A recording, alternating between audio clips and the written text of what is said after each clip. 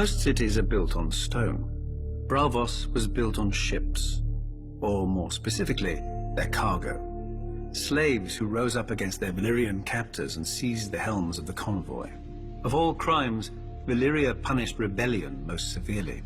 The slaves faced not execution, but the Valyrian mines or labor camps in the most remote and savage colonies, if recaptured. And few corners of the world can long remain hidden from Dragonback. However, our histories claim that a group of slave women prophesied the slaves would find shelter in a distant lagoon behind a wall of pine-clad hills and sea stones, where the frequent fogs would help hide the refugees from the eyes of dragon riders passing overhead. And so it proved. Because they had risked their lives in the name of freedom, the mothers and fathers of the new city vowed that no man, woman or child in Braavos should ever be a slave. This is the first law of Braavos, engraved in stone on the arch that spans the long canal. For over 100 years, Braavos hid itself from the eyes of the world, who called it the Secret City. Using a dye derived from a local snail, our captains stained their sails purple to hide their stolen Valyrian ships.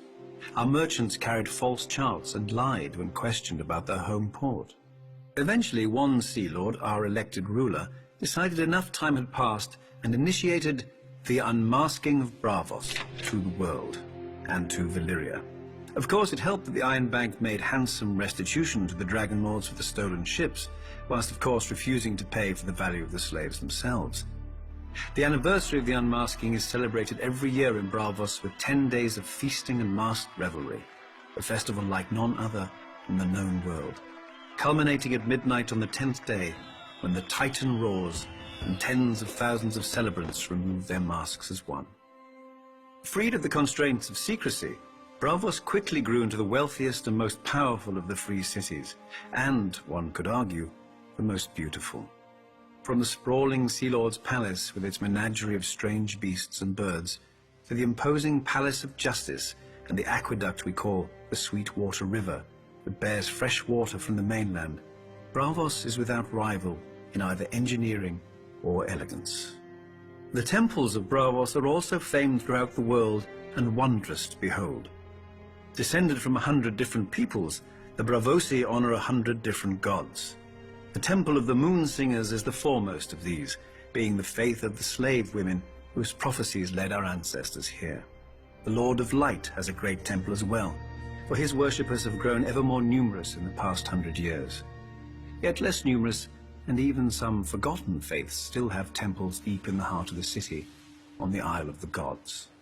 But the beauty of Braavos is not only in her buildings. Braavosi swordsmanship is renowned throughout the world. Our bravos eschew the armor and long swords of the Westerosi knights, preferring speed, agility, and slender blades. The greatest bravos call themselves water dancers, after the custom of dueling upon the moon pool near the Sea Lord's palace.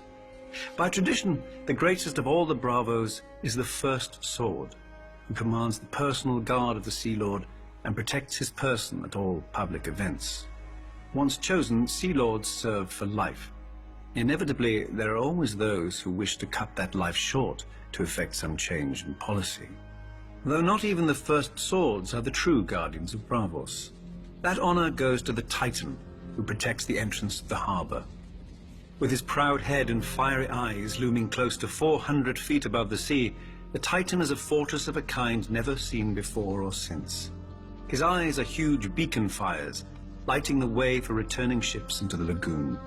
Within his bronze body are halls and chambers, murder holes and arrow slits.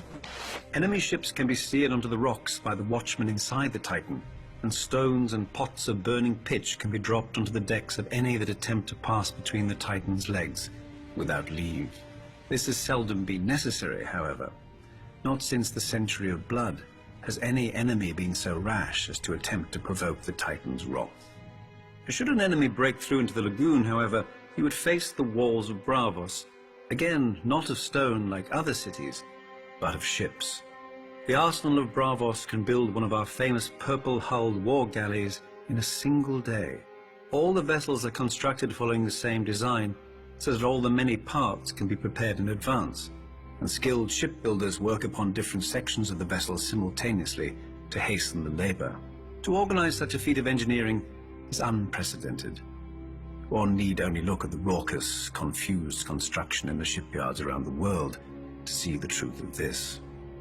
Let us imagine that even the arsenal, great as it is, failed us. An enemy who could defeat both the Titan and our fleet would be strong indeed. But Braavos does not depend only on statues and ships. We also have iron and gold.